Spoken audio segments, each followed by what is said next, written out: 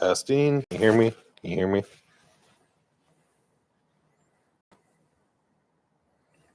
Hey, Dylan, can you hear me?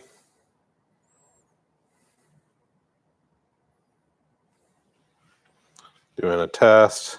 Got some different audio. It's showing that it's working.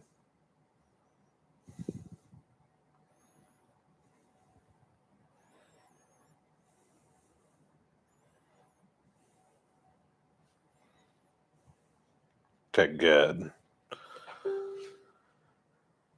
So I got my laptop kind of far away, but I do have this set up today to do a BeanSeeker demonstration. We have some Pennant coffee in front of us, and this smells amazing. My friend just dropped this off. He's actually was wanting me to try it, and we were going to try it a week ago.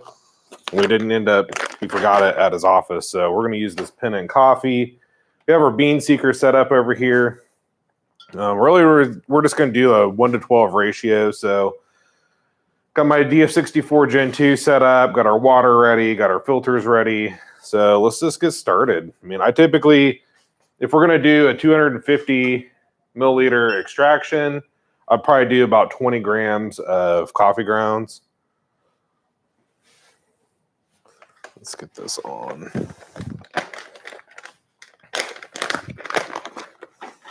These just smell amazing. They're like a natural process.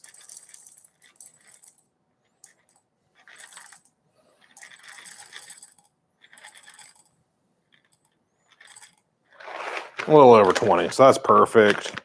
And on my DF64 Gen 2, I have it set on 35. That's about where I've been running it. I feel like it does a really good job. If you go much finer, it's definitely too fine. I'd probably say 35 on up is really good for the extraction. Let's dump these suckers in.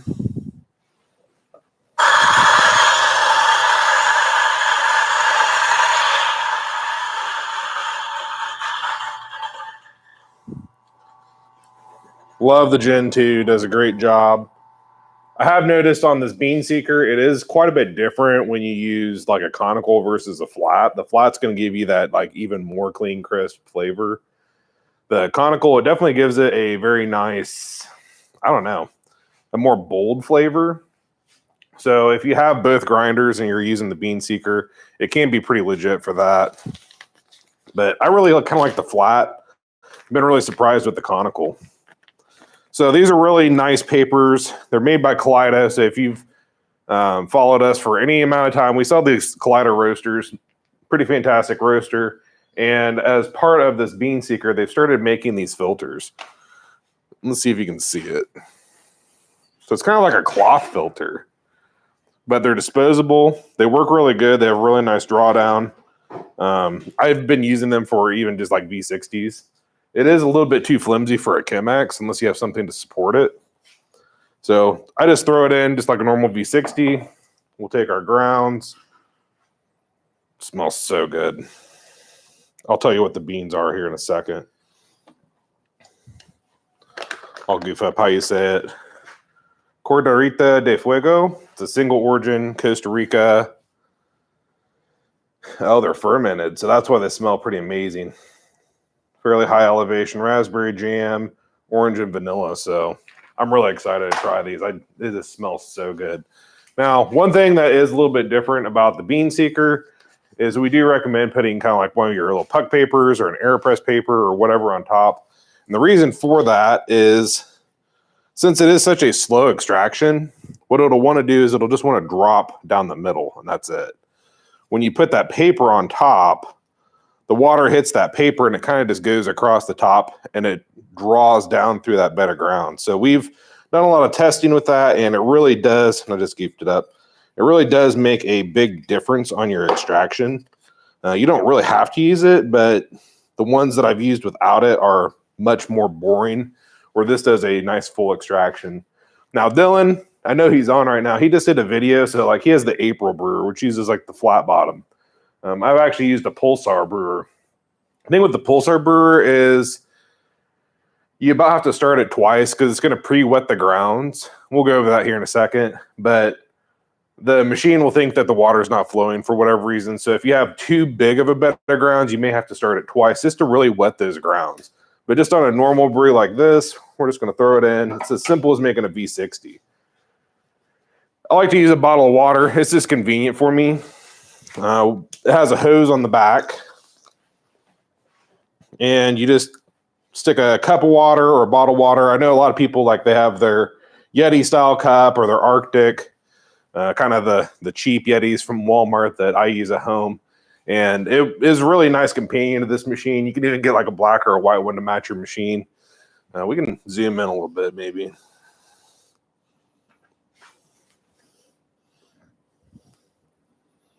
And if there's comments, I'm sorry. I'm not in front of my computer directly. I can take a quick look over here. I think Dylan's got it. A couple people are on. So at the top here, let's zoom in. You have all your extraction information. It might be too bright. So the top one is your extraction volume. So if we're doing like a 1 to 12, I usually do about 20-ish grams of coffee, and I set it at 250 milliliters.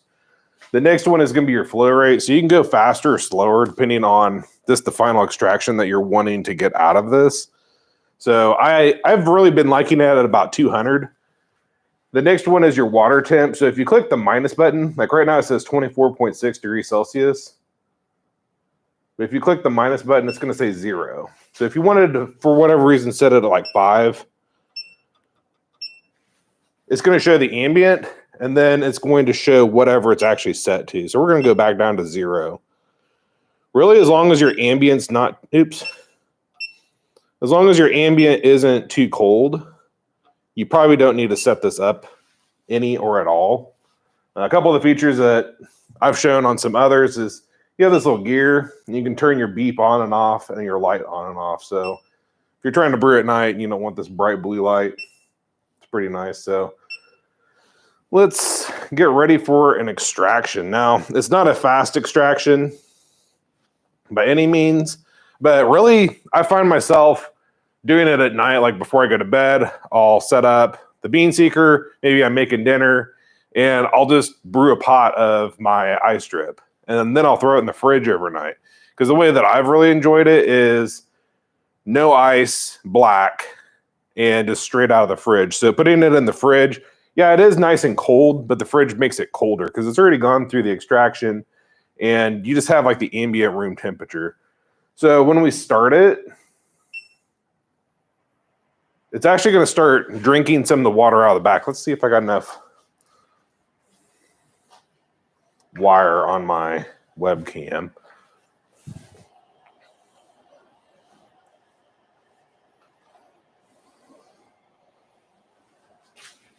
And the initial extraction is going to go fairly fast. It's hard to see, but it's actually dripping faster. Maybe I needed one thing that I forgot to do is we do need to 0 the scale. So it's an empty carafe, and when we put it on, you hit the 0 button. So I want to make sure to do that because it can throw your extraction off. So when you start it, you can see it's actually running really fast right now. Hopefully you can see. It's really hard to see. And the reason why it's running fast is we've worked with the manufacturer. Originally, what you have to do is you kind of have to do this manually. And it was a little bit annoying because if you forgot and you came back, it might have ran really fast for whatever reason. But if you don't do this, what it's not going to do is it's not going to pre-wet all the grounds. So now it's pretty much built in. It's going to run fast. It's going to pre-wet all your grounds. And as soon as it starts detecting a little bit of flow in the bottom, it's actually going to start slowing down. There we go. So it's going to slow down much slower than this here. And I don't know, it usually takes a few minutes. And it's just drinking some of this little water out of the straw. Pretty much silent. You do have a little bit of fan noise. I don't really notice it, especially at my house, like in my kitchen. But I guess I know some people, they live maybe like in the city or something, and they have like a single room. You might hear a little bit of a fan noise, but yeah, it's still just very quiet. So we're going. I mean, it's as simple as that. There's really not much to this. We're going to kind of push it back and reposition the camera. Now, it's really as simple as starting up just like a V60 pour over. Minus you have to add one more filter paper. In my opinion, that makes it a lot better. So let's head over here. Does anyone have any questions? Kaleido Roaster video brought me here. Yeah, so this is actually made by the same company that makes the Kaleido Roasters. So we've been very happy with the Kaleido company, and they've done a really good job at just making these really high quality machines. My friends that have seen it in person, they're like, I've seen the pictures, but seeing it in person, it really does not do some of these machines justice. Very high quality hardware, nice thick metal. They have a lot of weight to them. They're just really good construction. So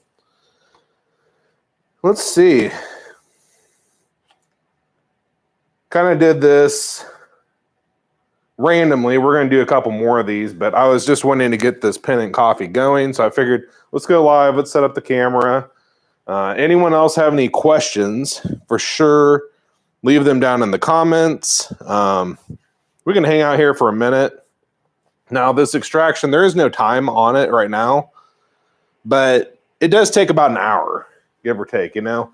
It's not this just super fast brew method, but if you compare that to some of your toddy methods, let me grab a toddy. Have a little tea bag in it. So if you have one of these toddies, I did kind of enjoy this, but it's such a mess. It takes a lot more time. I use these brew bags. So if you don't get the disposable brew bags, you have to get the cloth brew bags. And I find myself, I have to boil them. I have to boil the filter. And I'm like, man, do I really feel like doing cold brew this week? Where everyone that we've sent this to so far, I think they were like a little bit skeptical. I mean, they're like, oh, it's cool, but am I going to use this? They're like, I find myself using this all the time, every day.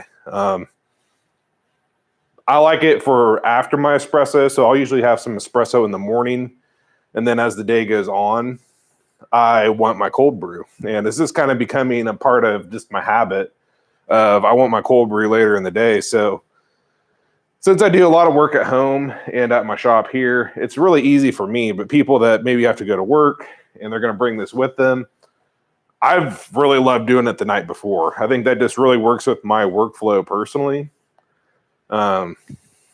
Everyone's going to have a slightly different just the way that they use this, but I think it's really cool. So I think I'm about to buy an M6. I was hoping for the Alio Bullet, but the latter is too expensive. So Alio, yeah, they are a nice machine. I mean, I have used one a few times. They're an interesting machine. If you look over here, let's spin around. Actually, I have an M10 over here. Let me zoom in. Oops, I'm doing everything backwards. So I have an M10 over here, and a lot of people buy the M10 for like home use, and it's really, I mean, it's honestly too big for your average home user. This is a full kilo. The M6 and the M2 are what I use at my house, and having both, it's really hard for me to say which one I like better. I kind of find myself using the M2 more because it's easier to learn on.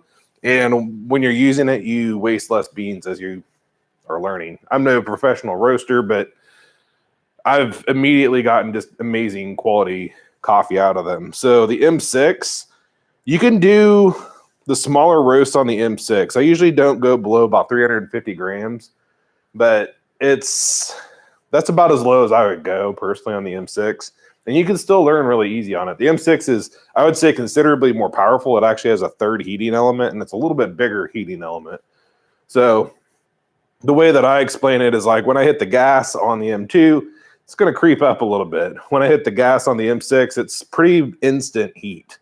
So these actually come from the same company, the BeanSeeker. You can kind of see some of the design similarities between the two, the BeanSeeker and the Kaleido. Have the sheet metal. Very impressed with their sheet metal work and the angles. Yeah, the M10, I really agree. And I think that's what the beauty is with the with the Kaleido system is you have the M1 for people just starting out. You have the M2s for kind of your more serious home coffee roaster. And then you have your M6, which is kind of the next step up from the M2, obviously. And then the M10, I was talking to a guy last night, and he told me he hadn't even had this roaster very long, and he's ran over 400 pounds through it.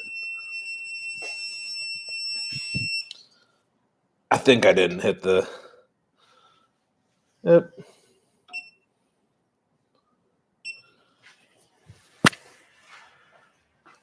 I think I needed to restart it because I didn't do the tear, and that was my fault.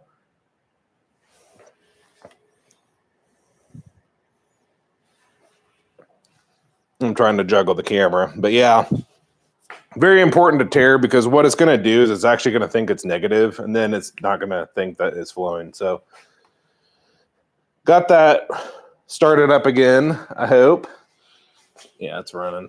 And let's just see what else. Would you consider M10 overkill if I'm switching from a Bowmer? I would say it depends on what you're using it for. I just told you about the guy. I mean, he's going to a farmer's market. He's ran 400 pounds through his in 3 months. I think he is running 80 pounds through it this week. So, I mean, these are a workhorse. A lot of people, they don't really think that the small kilo roaster can really do that much. Now, obviously, it's more work. He goes, man, yeah, having like a 3 kilo would be really nice. I'd have a lot less roasts. But, I mean, he's using it for his business. He's using it to make money. If you're just using it for home, I've had several home owners buy it, and then they kind of regret getting it. It's a little bit big.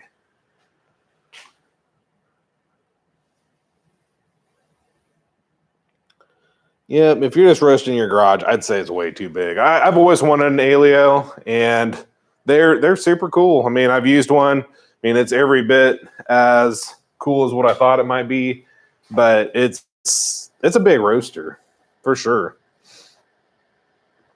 So if you got any more questions, we don't even have to talk just about the BeanSeeker today. We got the DM47 here. This